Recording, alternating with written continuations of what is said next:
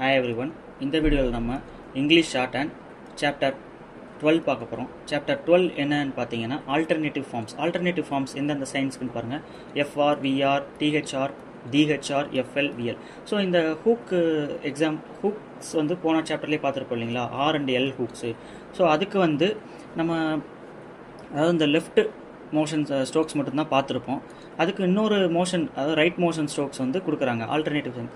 எந்த ஸ்ட்ரோக் வந்து வாட்டமாக இருக்கோ அதை வந்து எழுதுறதுக்காக அதுக்கு இன்னொரு ஆல்டர்னேட்டிவ் சைன்ஸ் வந்து கொடுக்குறாங்க. ஸோ அதை தான் இந்த வீடியோவில் வந்து பார்க்க போகிறோம். எஃப்ஆர் நம்ம போன சாப்டர் படி எப்படி எழுதணும், எஃப்ஆர் எப்படி எழுதுறீங்களா, இது வந்து லெஃப்ட் மோஷன் ஸ்ட்ரோக். அதுவே வந்து அடுத்த இது பாருங்கள். ஸோ அதே மாதிரி ஸ்மால் ஹூக்கு தான் இப்படி போட்டிருக்காங்க. சரி, இப்படி இல்லை, இப்படி. இது வந்து ரைட் மோஷன். ஸோ லெஃப்ட், நம்ம போன சாப்டரில் பார்த்தது எல்லாமே லெஃப்ட் மோஷன் ஸ்ட்ரோக்ஸ் தான் பார்த்துருக்கோம். இந்த சாப்டரில் அதுக்கு உண்டான ரைட் மோஷன் ஸ்ட்ரோக்ஸும் பார்க்க போகிறோம். ஸோ எஃப்ஆர் எப்படி எழுதியிருக்காங்க, இது வந்து லெஃப்ட் மோஷன். அடுத்து இது வந்து ரைட் மோஷன். அடுத்து விஆர் பாருங்கள், இதில் வந்து டார்க்காக எழுதணும் இல்லைங்களா, இது வந்து எஃப்ஆர். அதில் டார்க்காக எழுதணும் அப்படின்னா விஆர்,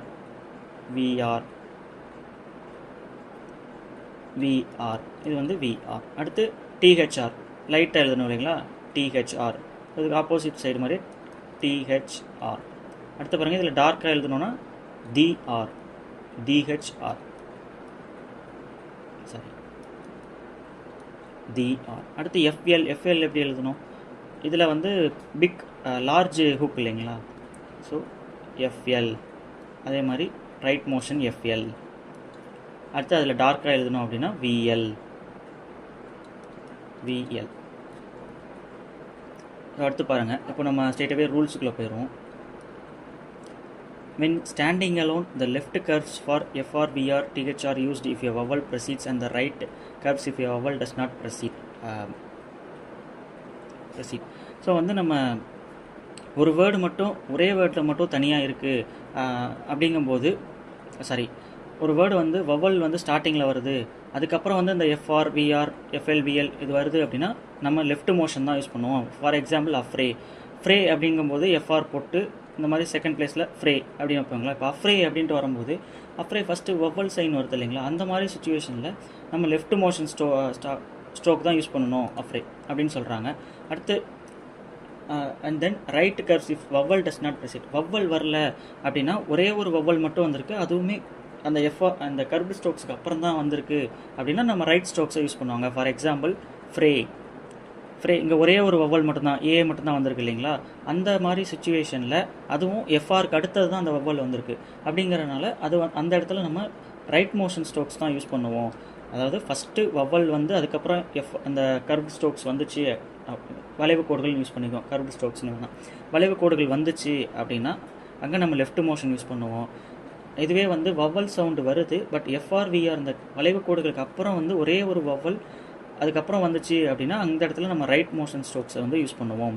இப்போ ஈத்தர் ஃபஸ்ட்டு ஸ்டார்டிங்கில் வருதுங்களா, அப்போ ஒரே ஒரு வவல் அதுவும் ஸ்டார்டிங்கில் வருது அப்படின்னா லெஃப்ட் மோஷன் ஸ்ட்ரோக் யூஸ் பண்ணுவோம்.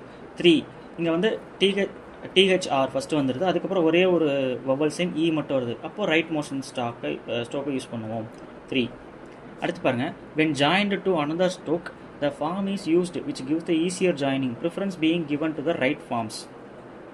ஸோ இந்த மாதிரி இன்னொரு ஸ்ட்ரோக்கோட ஒரு பேராகிராஃபில் வந்து ஒரு வேர்டில் வந்து நம்ம ஸ்டார்டிங்கில் எழுதும்போது அடுத்த வர ஸ்ட்ரோக்கோட ஜாயின் பண்ண எது ஈஸியாக இருக்கோ, ஐ மீன் வெதர் இட் இஸ் ரைட் மோஷனாக இருக்கலாம், லெஃப்ட் மோஷனாக இருக்கலாம், எது நமக்கு ஜாயின் பண்ண ஈஸியாக இருக்கோ அந்த ஸ்ட்ரோக் வந்து எழுதிக்கலாம் அப்படின்னு சொல்கிறாங்க. இப்போ ஃப்ரைடே இது ஜாயின் பண்ண ஈஸியாக இருக்குது அப்படின்றனால லெஃப்ட் மோஷன் எழுதிக்கிறாங்க. ஸோ இது வந்து இந்த ரைட் மோஷன் ஏன் எழுதலை அப்படின்னா ஆக்சுவலி ஃப்ரைடே இந்த மாதிரி வரும்போது இது அப்படியே கண்டினியூவாக வர்ற மாதிரி இருக்குங்க இல்லைங்களா. ஸோ நமக்கு எஃப்ஆர் தெரியாது, இந்த டி தெரியாது, என்ன ஸ்ட்ரோக்குன்னு தெரியாதுன்றனால இதை அவாய்ட் பண்ணிட்டாங்க. அடுத்து பாருங்கள் விர்ச்சு. ஸோ எஃப்ஆருக்கு அப்புறம் இந்த டேக்கு டி சைன் வருது, இங்கே டி சைன் வருது, ஸோ ரெண்டுமே ஒன்று தான். அடுத்து பாருங்கள் ஃப்ரேம்.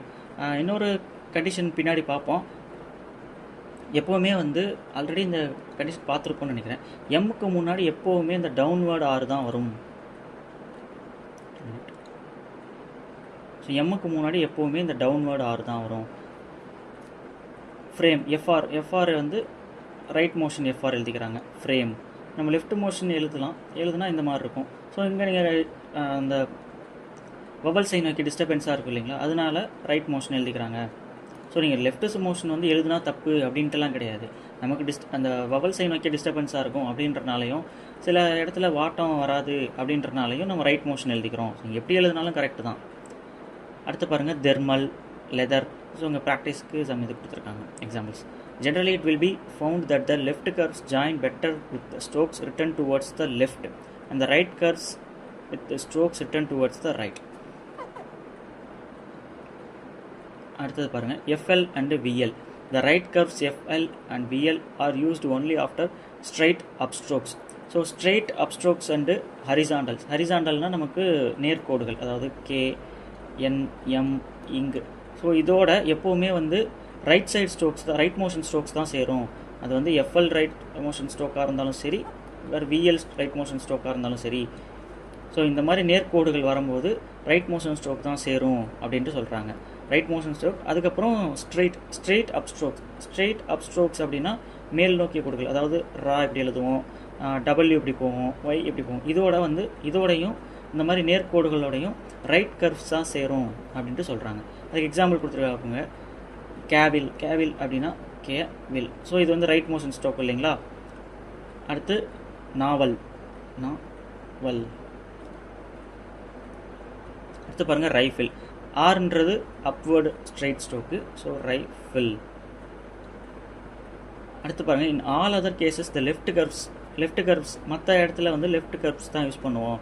ஒன்று படுக்கை கோடுகள், அதாவது ஹரிசாண்டல் லைன்ஸு, தென் வந்து அப்வர்ட் ஸ்ட்ரைட் ஸ்ட்ரோக்ஸ். இந்த மாதிரி இடங்களில் மட்டும் நம்ம ரைட் கர்வ்ஸ் யூஸ் பண்ணுவோம், மற்ற இடத்துல நம்ம லெஃப்ட் கர்வ்ஸ் யூஸ் பண்ணுவோம் அப்படின்னு சொல்கிறாங்க. அதுக்கு சில எக்ஸாம்பிள் கொடுத்துருக்காங்க. இப்போ ஃப்ளோனா செகண்ட் பிளேஸில் ஃப்ளோ. அடுத்து பாருங்கள், இன்டர்வீனிங் வவல்ஸுமே நம்ம 3rd சாப்டரில் பார்த்தோம் இல்லைங்களா. ஸோ அதே மாதிரி இங்கேயும் சில இன்டர்வீனிங் வவல்ஸ் வந்து கொடுக்குறாங்க. In order to obtain a briefer or an easier outline, an initially hooked form may be used even when a vowel separate L or even from the stroke. So இது ஒன்றும் இல்லைங்க, ரொம்ப வளவலலாம் படிக்க வேணாம். இப்போது நம்ம BR ஸ்ட்ரோக் வந்து பார்த்துருங்க. இப்போ பார்லி அப்படின்ட்டு இருக்குது, பார்லி. ஸோ இது நம்ம எப்படி ப்ரொனவுன்ஸ் பண்ணுறோம், பார்லி. நடுவில் ஒரு ஆ சவுண்ட் வருது இல்லைங்களா. நம்ம BRக்கு தான் ஸ்ட்ரோக் பார்த்தோம், BRக்கு தான் இந்த ஸ்ட்ரோக் போட்டோம். நடுவில் இங்கே ஒரு ஆ சவுண்ட் வருதுங்களே. இப்போ இந்த மாதிரி பார்லி அப்படின்னு வரும்போது இதே ஸ்ட்ரோக்கை போட்டோம் அப்படின்னா இது பார்லிங்க்கு வருமா, இல்லை வேறு ஏதாவது மீனிங் வருமா? பிகாஸ் இதை BR அப்படின்றதுக்கு மட்டும்தான் படிச்சிருக்கோம். அப்போ இங்கே ஒரு ஸ்ட்ரெஸ் எக்ஸ்ட்ரா வரும்போது அதை எப்படி நம்ம டிஃப்ரென்ஸ் காட்டுறது அப்படிங்கிறதுக்கு தான் அந்த ஃபஸ்ட்டு பிளேஸ் பார் சவுண்ட் வருது இல்லைங்களா. வவ்வல் வைக்கும். அந்த வவ்வல் வைக்கிற இடத்துல இந்த மாதிரி சின்ன ரவுண்ட் டாட் வந்து வைக்க சொல்கிறாங்க. இது வந்து ரொம்ப சின்னதாக இருக்கணும். ஆக்சுவலாக பார்லி சவுண்ட் வர்ற இடத்துல இந்த மாதிரி டாட் வைக்கிறதுக்கு பதிலாக அங்கே சின்னதாக ஒரு ரவுண்ட் போட்டுட்ருங்க. அப்படிங்கும்போது பி அண்ட் ஆருக்கு நடுவில் ஒரு வவ்வல் சைன் இருக்குது. அது வந்து இங்கே எந்த பிளேஸில் இந்த ஸ்மால் சர்க்கிள் இருக்கோ அந்த வவ்வல் சைன் வரும் அப்படின்ற மீனிங். அடுத்து பாருங்கள், சேலஞ்சு. CHALக்கு போட்டிருக்காங்க. அங்கே நடுவில் வந்து ஒரு சேலஞ்ச் வவ்வல் வருது இல்லைங்களா. அதை டிஃப்ரென்ஷியேட் பண்ணி காட்டுறதுக்காக இந்த ஃபஸ்ட்டு பிளேஸில் இந்த ஸ்மால் சர்க்கிள் போட்டிருக்காங்க. அடுத்து நரேட். NRக்கு தான் நம்ம பார்த்துருக்கோம், NRT. நரேட் NA வருது இல்லைங்களா, வவ்வல் வருது. அப்போ ஃபஸ்ட்டு பிளேஸில் இந்த ஸ்மால் சர்க்கிள் போட்டுடுறாங்க, நரேட். அடுத்து அதே மாதிரி ஷார்ப்லி. ஸோ இது எல்லாத்துலேயும் ஃபாலோ பண்ணிகிட்டு இருக்க மாட்டோம். பிகாஸ் நம்ம வந்து ஸ்பீடெல்லாம் போக இந்த மாதிரி சின்ன சின்ன சர்க்கிள்ஸ் இதெல்லாம் நம்ம வந்து வச்சுக்கிட்டே இருக்க மாட்டோம்.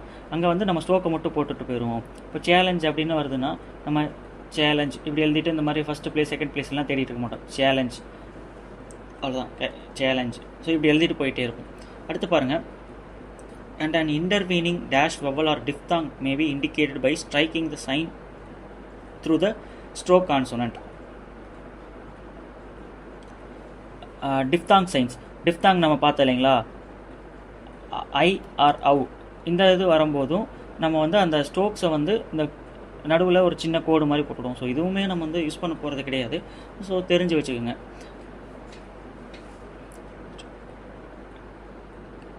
அடுத்து லெக்சர். எக்ஸாம்பிள் லெக்சர் அந்த மாதிரி சர் அப்படின்ட்டு முடியும் போது லாஸ்ட்டாக அந்த டிஆர் போட்டுட்டு அந்த டிஆரோட எண்டிங்கில் யூ போடுவோம் இல்லைங்களா, அதை வந்து இந்த மாதிரி கட் பண்ணுற மாதிரி போட்டுவிடுங்க. இது லெக்சர். இப்போ வல்ச்சர் அப்படின்ட்டா வருது அப்படின்னா, ஸோ வல்ச்சர் இந்த மாதிரி போட்டுக்கலாம்.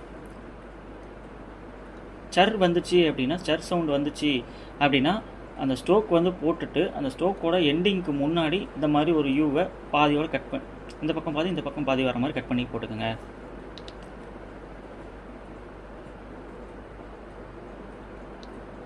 அடுத்து பாருங்கள், if you vowel sign cannot easily be written through the stroke, it may be placed at the beginning of the end. So இந்த வவல் சைன் இந்த ஸ்மால் சர்க்கிள் பார்த்தோம் இல்லைங்களா, அது வந்து நம்மளால் எழுத முடியல அப்படின்னா இந்த மாதிரி சின்ன கோடு வந்து ஸ்டார்டிங்கில் போட்டுக்கலாம் அப்படின்னு சொல்கிறாங்க. ஸோ இதெல்லாம் நம்ம யூஸ் பண்ண மாட்டோம், இதெல்லாம் நம்ம ஸ்கிப் பண்ணிடலாம். ஆனால் பட் நீங்கள் ப்ராக்டிஸ் பண்ணும்போது இதெல்லாம் ப்ராக்டிஸ் பண்ணுங்கள், ரூல்லாம் படித்து தெரிஞ்சுக்கோங்க. நம்ம பட் பேசேஜில் யூஸ் பண்ண மாட்டோம். ஸோ ரூல்ஸ்க்கு வந்து நீங்கள் தெரிஞ்சு வச்சுக்கிறது better. In words like perceive, telegraphy, so இது வந்து பெர்சீவ், இது ஆக்சுவலாக வந்து ரொம்ப பெர்சீவ் அப்படின்ட்டு வரும்போது, பெர்சீவ் அப்படிங்கும்போது ஆல்மோஸ்ட் பிஆர் சவுண்டில் தான் வருது. பெர்சீவ் பிஆர் சவுண்டில் வருது, அதனால இந்த இடத்துல இந்த இன்டர்வீனிங் வவல்ஸ் யூஸ் பண்ண மாட்டோம். அதே மாதிரி டெலிகிராஃப், ஸோ ஆல்மோஸ்ட் நடுவில் இ வந்திருந்தாலும் டிஎல் அப்படின்ற ப்ரொனவுன்சியேஷன் வர்றனால அந்த இடத்துல நம்ம யூஸ் பண்ண மாட்டோம் அப்படின்றாங்க. ஸோ மெர்க்குரி, நெர்வஸ்லி, இந்த மாதிரி சில வேர்ட்ஸ் எக்ஸாம்பிள்ஸ்லாம் கொடுத்துருக்காங்க. நர்ஸ், டர்க், அதாவது இந்த சின்ன கோடு, இந்த பர்மா இதெல்லாம் பார்த்தோம் இல்லைங்களா, இது எதுக்காக யூஸ் பண்ணுவோம்னா நம்ம வவல்ஸில் இந்த ஆ சவுண்ட் வந்துச்சு அப்படின்னா செகண்ட் பிளேஸில் இந்த மாதிரி டேஷ் போட்டிருப்போம் இல்லைங்களா, வெறும் அந்த ஹாஃப் டேப்லெட் அந்த இடத்துல வந்து நடுவில் இந்த மாதிரி டேஷ் போட்டுருவோம். ஸோ இதெல்லாம் நம்ம யூஸ் பண்ண மாட்டோம். அடுத்து பாருங்கள், எக்ஸசைஸ் 43ல் ஸ்ட்ரோக்ஸ் கொடுத்துருக்காங்க. இதை வந்து ரஃபாக படித்து பாருங்கள். ஆஃபர், ஆஃபரிங், ஆஃப்ரே, அது மாதிரி படித்து பார்த்துட்டு பின்னாடி திருப்பி ஆன்சர் பார்த்துட்டு அதுக்கப்புறம் ஹோம்ஒர்க் ப்ராக்டிஸ் பண்ணுங்கள். அடுத்து வேர்ட்ஸ் கொடுத்துருக்காங்க, இது வந்து நீங்கள் ரைட் பண்ணி பாருங்கள், ஷார்ட் ஹேண்டில் ரைட் பண்ணி பார்த்துட்டு அதுக்கப்புறம் ஹோம்ஒர்க் ப்ராக்டிஸ் பண்ணுங்கள். ஸோ தென் வந்து கிராமலாக்ஸில் பல் ஸ்ட்ரோக்கு தேர்ட் பிளேஸில் போட்டோம் அப்படின்னா பீப்புள்லாம் அடிக்கடி யூஸ் பண்ணுவோம். அதே மாதிரி பிலீவ்டு, ஸோ பல் ஸ்ட்ரோக்கை தேர்ட் பிளேஸில் போட்டோன்னா பிலீவ்டு. தென் வந்து டிஎல் ஸ்ட்ரோக்கை செகண்ட் பிளேஸில் போட்டோன்னா தேர்ட் பிளேஸில் போட்டோன்னா டில். அடுத்து டிஎல் ஸ்ட்ரோக்கை செகண்ட் பிளேஸில் போட்டோன்னா டெலிவர்டு, டெலிவரி. அடுத்து லார்ஜருக்கு நம்ம என்ன பார்த்தோம், ஜர் ஸ்ட்ரோக் பார்த்தோம் இல்லைங்களா. ஸோ இப்போது ஜேஎல் ஸ்ட்ரோக் பார்த்தோம் அப்படின்னா லார்ஜ்லி. அடுத்து கால், கேஎல் ஸ்ட்ரோக் ஃபஸ்ட்டு பிளேஸில் போட்டோன்னா கால். கேருக்கு போன கிராமலாக்ஸ் என்ன பார்த்தோம், கேருக்கு கேஆர் ஸ்ட்ரோக். அடுத்து செகண்ட் பிளேஸில் போட்டோம் அப்படின்னா, செகண்ட் பிளேஸில் கேஎல் போட்டோம் அப்படின்னா ஈக்குவல். அடுத்து விஆர் ஸ்ட்ரோக் போட்டோம் அப்படின்னா ஓவர், ஃபஸ்ட்டு பிளேஸில் போட்டோன்னா ஓவர், தேர்ட் பிளேஸில் போட்டோன்னா ஹவவர். அடுத்து விஎல் ஸ்ட்ரோக்கு ஃபஸ்ட்டு பிளேஸில் போட்டோன்னா வேல்யூவேஷன். பாருங்கள், எக்ஸசைஸ் 45 சென்டென்ஸ் கொடுத்துருக்காங்க. இது ஒரு வாட்டி ரீட் பண்ணிவிட்டு அதுக்கப்புறம் நீங்கள் ஹோம்ஒர்க் ப்ராக்டிஸ் பண்ணுங்கள். அடுத்து வந்து சென்டென்ஸ் கொடுத்துருக்காங்க, இதை ஒரு வாட்டி ஷார்ட் ஹேண்டில் எழுதிட்டு அதுக்கப்புறம் நீங்கள் ஹோம்ஒர்க் ப்ராக்டிஸ் பண்ணுங்கள். ஸோ தட்ஸ் ஆல் இந்த வீடியோ. சாப்டர் 12 உங்களுக்கு ஏதாவது டவுட்ஸ் இருந்துச்சு அப்படின்னா கமெண்டில் சொல்லுங்கள். தேங்க்ஸ் ஃபார் வாட்சிங்.